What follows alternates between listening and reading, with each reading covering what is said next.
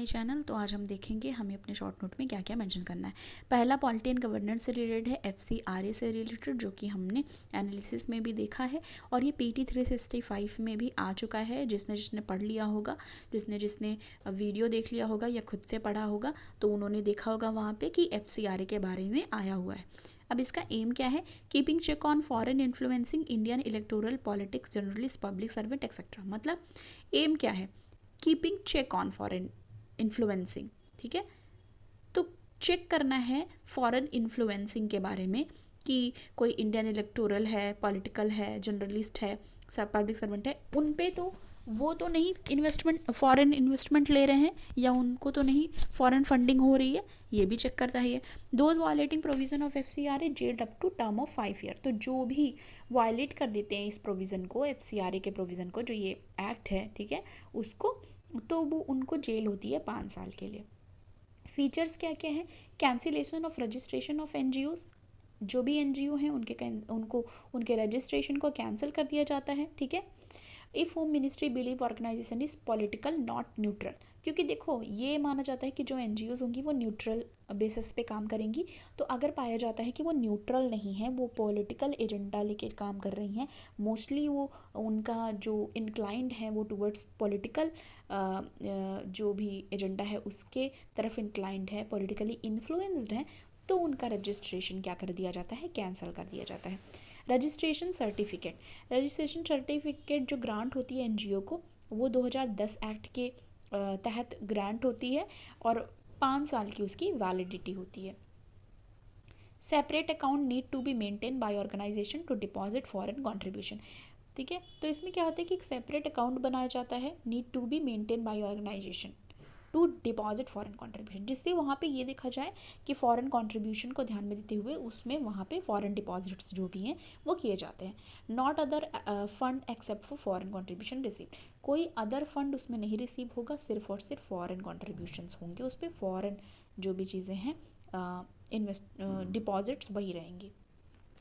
Debarred from receiving foreign contribution, कौन कौन ऐसे हैं जिनको ये है कि वो नहीं रिसीव कर सकते फॉरेन कंट्रीब्यूशन, उनका वो नहीं ले सकते हैं, ठीक है। इलेक्शंस में कार्टूनिस्ट नहीं ले सकते, ठीक है, जो इलेक्शंस में लड़ रहा है वो नहीं ले सकता, और कार्टूनिस्ट नहीं ले सकते, एडिटर और पब्लिशर जो है रजिस्टर्ड न्यूज़पेपर के, वो जज जो हैं वो, और गवर्नमेंट सर्वेंट और एम्प्लॉयज़ जो हैं वो नहीं ले सकते, ठीक है। और मेंबर ऑफ लेजिस्लेचर और पॉलिटिकल पार्टीज़ नहीं ले सकते, ठीक है। और ये हो गया पॉलिटिकल पार्टीज़ जो हैं वो नहीं कर सकते हैं, और मेंबर ऑफ लेजिस्लेचर भी नहीं कर सकते। तो इतने लोग नहीं ले सकते हैं फॉरेन कंट्रीब्यूशन, उनको नहीं किया जा सकता। Foreign contribution regulation amendment bill 2020 क्या कहता है उसके बारे में देखेंगे। Foreign inflow almost double last decade, तो लास्ट डिकेड ये देखा गया कि फॉरेन जो इनफ्लो है वो डबल रहा। Government entities receiving fund are not using for declared purpose, तो ये हमने एनालिसिस में भी देखा था कि हाँ, अगर जैसे जो भी इंटिटीज़ हैं वो रिसीव, गवर्नमेंट ने ये पाया है, ठीक है, not government entity, sorry, government ने ये कहा है कि जो इंटिटीज़ रिसीव कर रही हैं फंड वो नहीं यूज़ कर रही हैं डिक्लेयर्ड पर्पस के लिए, ठीक है। तो गवर्नमेंट ने ये चीज़ें कही हैं, ठीक है।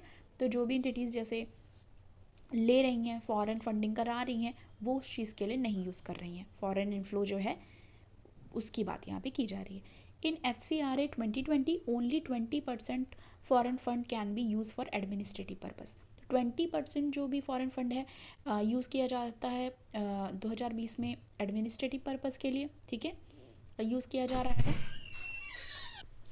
और जो लिमिट थी FCRA 2010 में, 2010 वाले में, उसमें थी कि 50% लिमिट है, ठीक है। 50% लिमिट थी 2010 वाले FCRA में, और FCRA 2020 में 20% थी, ठीक है। 50% 2010 में और 20% 2020 वाले में। न्यू प्रोविजंस क्या क्या आए हैं? न्यू प्रोविज़न का एम है टू इन्हांस ट्रांसपेरेंसी इंक्रीज करना और अकाउंटेबिलिटी, ठीक है। तो टू इन्हांस्ड, अच्छा, मोस्टली हम देखते होंगे कोई भी एक्ट है, कोई भी कुछ भी है एक्ट, स्कीम, प्रोविज़न, तो ये वाला एक जो होता है कि हमेशा यूज़ करने वाली लाइन है, to enhance transparency and accountability, तो मोस्टली आप इस लाइन को यूज़ कर सकते हैं। In matter of foreign fund inflow and utilisation, ये यहाँ का है, ये वाली लाइन नहीं बोल रही हूँ, बस ये to enhance transparency and accountability, क्योंकि मोस्टली पर्पस जो होता है यही होता है कि ट्रांसपेरेंसी लाया जा सके, ठीक है। अब ये जो बिल है उसमें क्या कहा जा रहा है, आधार नंबर मैंडेटरी फॉर रेसिपिएंट। तो जो रेसिपिएंट्स हैं उनके लिए आधार नंबर मैंडेटरी किया गया है इस बिल के द्वारा, जो बिल लाया गया है। पासपोर्ट, ओसीआई कार्ड जो भी है वो क्या किया जाएगा, पासपोर्ट जो है और ओसीआई कार्ड है उसको यूज़ किया जाएगा आइडेंटिफिकेशन के लिए, जो भी डॉक्यूमेंट हैं और किसके, जो भी फॉरेनर हैं उनके। एक आया है ट्विटर स्लैक। ट्विटर स्लैक से रिलेटेड आया, तो स्लैक क्या है उसके बारे में देखेंगे। ये कम्युनिकेशन टूल है जो अलाउ करता है एम्प्लॉयज़ को, ठीक है, कि वो all over the world to instantly communicate with others. तो वो जो साथ में काम कर रहे हैं एम्प्लॉयज़, मतलब जो उसी में हैं, जैसे फॉर एग्जांपल ट्विटर में है और बहुत जगह हैं, जैसे दूसरे दूसरे कंट्रीज़ में हैं, तो वो क्या कर पाएँ, कम्युनिकेट कर पाएँ एक दूसरे से, ठीक है। टेक पार्ट इन, क्या क्या कर पाएंगे, ग्रुप चैट कर पाएंगे, अब कोई चीज़ भेज सकते हैं, चैनल क्रिएट कर सकते हैं, स्ट्रीमलाइन कर सकते हैं, channels to streamline, facilitate meeting, centralise portal. तो ये सारी चीज़ें उनके द्वारा की जा सकती हैं। अब ये सारे कल के वाले हैं। कल में एक फोल्ड स्कोप से रिलेटेड आया था, ठीक है, साइंस एंड टेक का है ये। एन ऑप्टिकल माइक्रोस्कोप है assemble for simple component created by Manu Prakash. तो ये जो है वो क्रिएट किया गया किसके द्वारा, मनु प्रकाश है उनके द्वारा। और इसकी जो डिज़ाइन कॉस्ट है वो लेस देन $1 है, ठीक है। Part of frugal science movement, ठीक है। और इसका एम क्या है, make cheap and easy tool available for scientific use. तो साइंटिफिक यूज़ के लिए सस्ती चीज़ें और ईजीली अवेलेबल हो पाए, इसलिए इसको किया गया है साइंटिफिक यूज़ के लिए, ठीक है। अब यहाँ पे देखो, first emerge in aquatic ecosystem. तो ये 1 मिनट, ये दूसरा था, ठीक है। इसके बाद मुझे हमें ये देखना है, इन्फ्लुएंजा वायरस देखना है पहले, ठीक है। ये वाला हो गया, 1 मिनट, हाँ।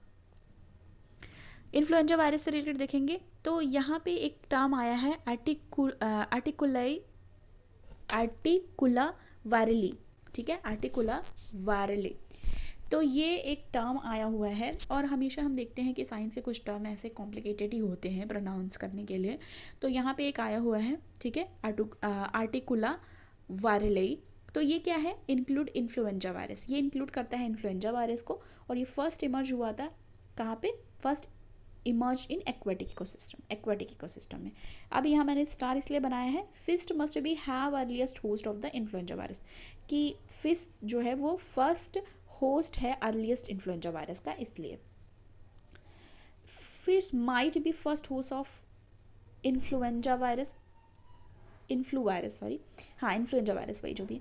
तो यहाँ पे देखो ये कहा जा रहा है कि माइट बी मतलब हो सकता है कि वो फर्स्ट होस्ट हो, ठीक है। और तो ये एक चीज़ है कि माइट यहाँ लगा दिया गया है, तो वो हमें ध्यान रखना है। फिर इसके बाद क्या है, influenza virus spread by respiratory droplets.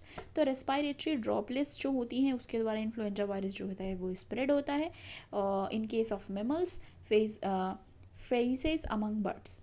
तो ये यहाँ पे है ममल्स नहीं, मैमल्स का डेफिनेशन मैंने आपको ऑलरेडी बताया था, मैमल्स की क्या डेफिनेशन है। मैमल्स और ये बर्ड्स, तो इनमें भी ये चीज़ें फैलने का, स्प्रेड होने की चीज़ें खतरा रहता है। अब हम यहाँ पे देखेंगे, एक यहाँ पे आया हुआ है कार्बन स्टॉक के बारे में। तो इस ये भी मैंने यहाँ पे लिख भी दिया है, PT 365 में कार्बन स्टॉक से भी रिलेटेड आया हुआ है, जो कि मैं वीडियो बना रही हूँ इन्वायरमेंट का, तो मैं पार्ट वाइज डालूँ या फिर एक साथ डालूँ, ये प्लीज़ कमेंट करके बताना आप लोग, जिसको भी देखनी होगी। कार्बन स्टॉक, तो इसमें क्या है, an inventory of 10 million trees semi arid sub Sahara Africa provide estimate of amount of carbon stored in this ecosystem. तो कार्बन वहाँ पे स्टॉक हो रहा है, स्टॉक में आ रहा है, मतलब स्टोर हो रहा है, ठीक है। तो उसके लिए है यहाँ पे। अब यहाँ पे हम देखेंगे आगे हमें और कौन सा पढ़ना है। एक है स्क्रब टाइफस से रिलेटेड, ये क्या है, लाइफ थ्रेटनिंग इन्फेक्शन है। ये एक लाइफ थ्रेटनिंग इन्फेक्शंस है, ये कॉज होता है बैक्टीरिया की वजह से। देखो मोस्टली क्वेश्चंस जो आते हैं डिजीज़ से रिलेटेड उसमें ये पूछता है वायरस बेस्ड है, बैक्टीरिया बेस्ड है। तो वो जो है ये क्या है, ये बैक्टीरिया के द्वारा कॉज होता है, ठीक है। और पब्लिक हेल्थ थ्रेट है कहाँ पे, south and south east Asia में, south and south east Asia में इसको पब्लिक हेल्थ थ्रेट माना गया है। और किस वजह से माना गया है, क्योंकि वेरी हाई मोर्टालिटी रेट है इसकी, मतलब बहुत ज़्यादा मोर्टालिटी रेट है इसमें, डेथ केसेस ज़्यादा आ रहे हैं। मोनोथेरेपीज़ की जाती है यूज़ करके डॉक्सीसाइक्लिन और एजीथर्मोक्लाइन, दो चीज़ यूज़ करके मोनोथेरेपीज़ की जाती हैं, ठीक है। और ये जो मोनोथेरेपीज़ हैं ये एंटीबायोटिक ड्रग होती है जो कि दी जाती है, ठीक है। In human bite from tiny infections larva of mites, तो ये लार्वा जो होता है उसकी वजह से होता है। देखो कोई अगर काटता है, कोई माइट्स और ये सब इंसेक्ट्स काटते हैं तो वहाँ पे एक ब्लैक कलर का छोटा सा कुछ रह जाता है, और या फिर जैसे एक लार्वा बोलते हैं उसको, वो क्लियरली विजिबल नहीं होता, बहुत ही छोटा स्पॉट होता है। और सम टाइम कई इंसेक्ट्स काटते हैं तो उस समय पता नहीं चलता, उस समय दर्द नहीं होता है, तो उस वजह से लार्वा जो होता है माइट्स का, उसकी वजह से भी ह्यूमन को जो वो मतलब ह्यूमन बींग्स जो होते हैं उनको बाइट कर लेता है, उसकी वजह से भी ये चीज़ें फैलती हैं। तो ये सारी जो एक दो चीज़ें जो साइंस से रिलेटेड थी वो कल वाले में आया था, ठीक है। और ये हमारे जो आज के थे वो भी हमने डिस्कस कर लिए, ठीक है। तो थैंक यू सो मच, मिलती हूँ आपको नेक्स्ट वीडियो के साथ।